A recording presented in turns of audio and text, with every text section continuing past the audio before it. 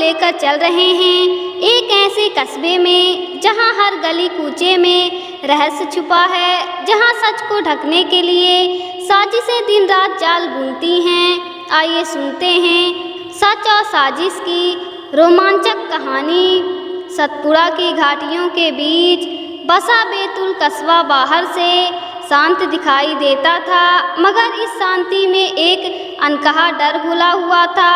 People के पुराने पेड़ों पर हर शाम चिड़ियों का शोर तो गूंजता, पर लोगों की बातचीत हमेशा आधे वाक्य में रुक जाती।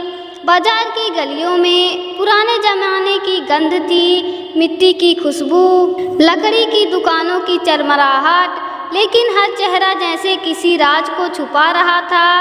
अर्जुन 30 वर्षीय झुरायु पत्रकार दिल्ली की भागा भाग छोड़कर यहाँ नई जिंदगी शुरू करने आया था।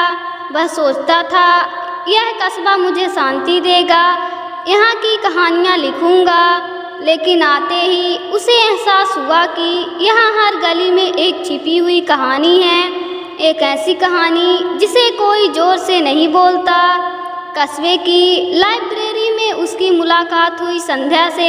पतली लंबे बालों वाली आंखों में किताबों का गहरा समंदर। संध्या का मुस्कुराना सहज था, मगर उसकी आंखें कुछ कहती थी, मानो वह थी किसी रहस्य की पहरेदार हो। अर्जुन ने नोटिस किया कि लाइब्रेरी के पुराने अखबारों का एक हिस्सा हमेशा बंद रहता है। जब उसने पूछने की कोशिश की, संध्या ने बस इतना कहा, कुछ पत्ते ऐसे होते हैं जिन्हें खोलना ही नहीं चाहिए। एक दिन बारिश के बाद अर्जुन ने खुद ही वो ताला तोड़ दिया। अंदर पुरानी गुमशुदगी की फाइलें थी, हर 5 साल में एक जैसे मसले, लोग रातों रात गायब, कोई सबूत नहीं, और अगली तारीख आने में सिर्फ 2 दिन बाकी थे। उसकी पेशेवर जिज्ञासा अब डर में बदल गई। संध्या ने आखिरकार सच का आधा हिस्सा बताया। 100 साल पहले यहाँ एक व्यापारी का परिवार एक रात में गायब हो गया था। कहते हैं उसकी हवेली आज भी वीरान खड़ी है। लोग मानते हैं कि वह शापित है, लेकिन मेरे दादा कहते हैं सांप नहीं, चाल साजिश है। उसने अर्जुन को हवेली का पुराना नक्शा दिया, जिस पर एक गुप्त तहखाने का निशान था।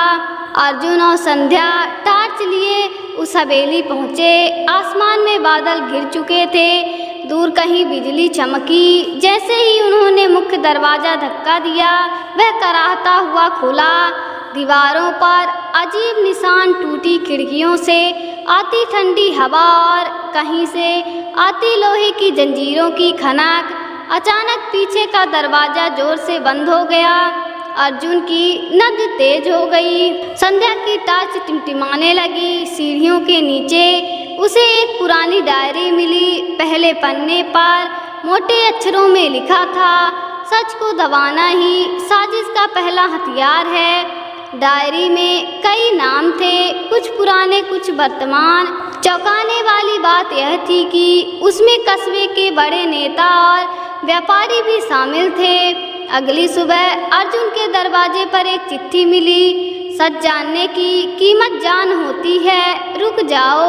उसी शाम डीएसपी राघव को भी गुमनाम फोन आया, अपने पत्रकार दोस्त को संभाल लो, नहीं तो अगला नाम उसी का होगा।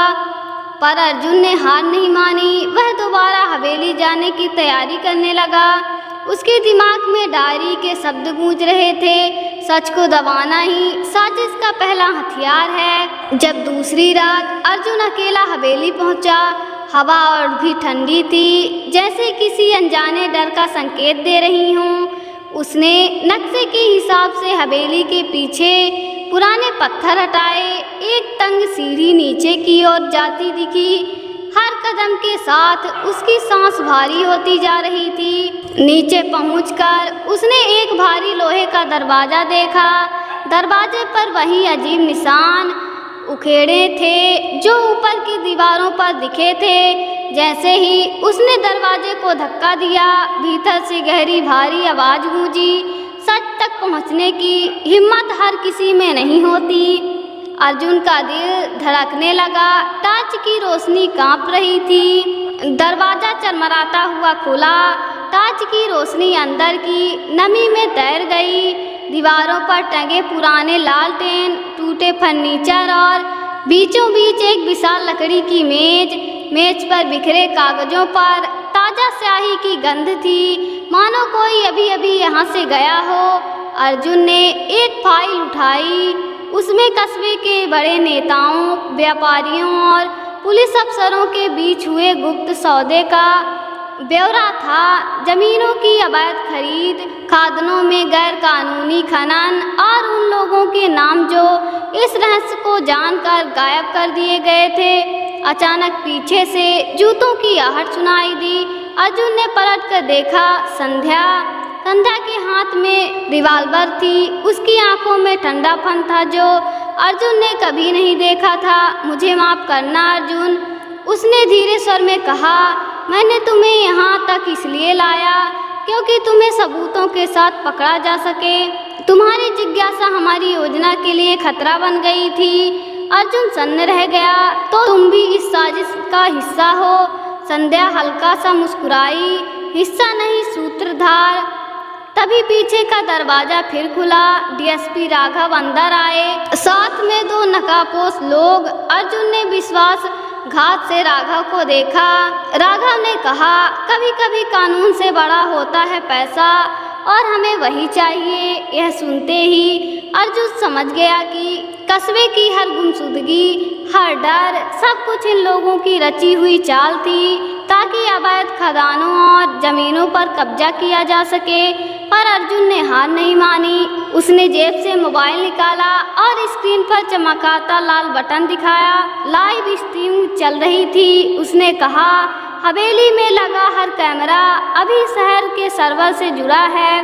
सारा सच अब पूरे कस्बे तक पहुंच रहा है। राघव और संध्या के चेहरे पीले पड़ गए थे। नकाबपोश लोग भागने की कोशिश करने लगे। अचानक बाहर से पुलिस सायरन की आवाज़ आई।